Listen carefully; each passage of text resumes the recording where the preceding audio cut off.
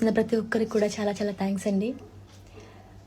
ఒక ఉపాధ్యాయురాలిగా నేను ఎప్పుడు కూడా నా వృత్తికి అన్యాయం చేయలేదు, చెయ్యను కూడా, ఇంతవరకు కూడా చేయలేదు.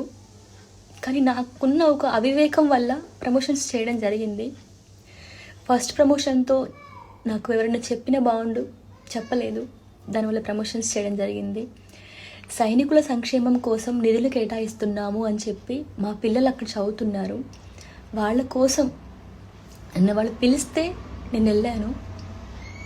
ఏదైనా కూడా నేను మా గవర్నమెంట్ స్కూల్కి అన్యాయంగా నేను ఎప్పుడూ చెయ్యనండి, అది నా యొక్క ఉద్దేశం కాదు. నాకు ఎలా చెప్పాలో కూడా తెలియట్లేదు.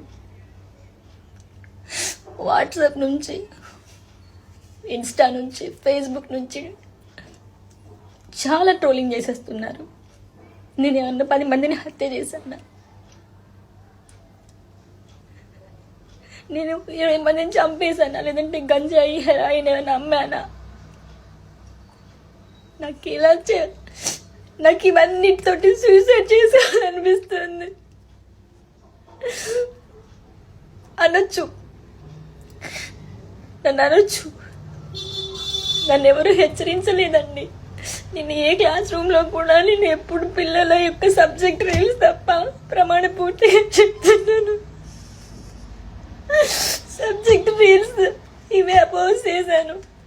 కానీ నా విధి నిర్వహణకి వ్యతిరేకంగా నేను ఎప్పుడు వీడియోస్ చేయలేదండి. నా గవర్నమెంట్ స్కూల్ పిల్లలు జాయిన్ కావాలని చెప్పి ఇంటింటికి తిరిగి నేను అడ్మిషన్స్ తీసుకొచ్చాను. మా స్కూల్లో, గవర్నమెంట్ స్కూల్లో 6th and 7th క్లాసెస్లో మీరు ప్రతి ఒక్క పిల్లవాడిని అడగండి, నేను ఎప్పుడన్నా పాటలు పాడానా? వాళ్ళకి పాటలు నేర్పిస్తాను, ఆటలు నేర్పిస్తాను, గవర్నమెంట్ స్కూల్స్కి బుక్స్ డొనేట్ చేశాను. నా ఫ్రీ టైంలో నేను వాళ్ళకి యూట్యూబ్ వీడియోస్ టీచ్ చేశాను. నేను ఇంకా ఎలా చెప్పాలండి? నోటికి ఏదొస్తే అది రాసేశారు.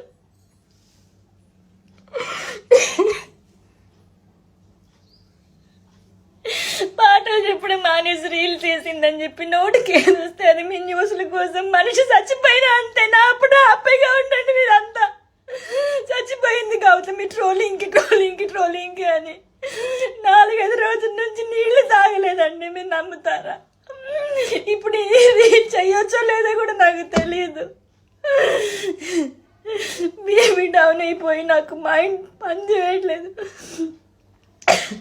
కడుపుకు తిండి పెట్టే జాబ్కి ఎవరైనా అన్యాయం చేసుకుంటారా అండి? తెలియలేదు నాకు. నా గవర్నమెంట్ వ్యవస్థ నాకు తిండి పెడుతుంది. ఈ గవర్నమెంట్ వ్యవస్థ అన్యాయం చేయాలని నేను ఎప్పుడూ కోరుకోలేదండి.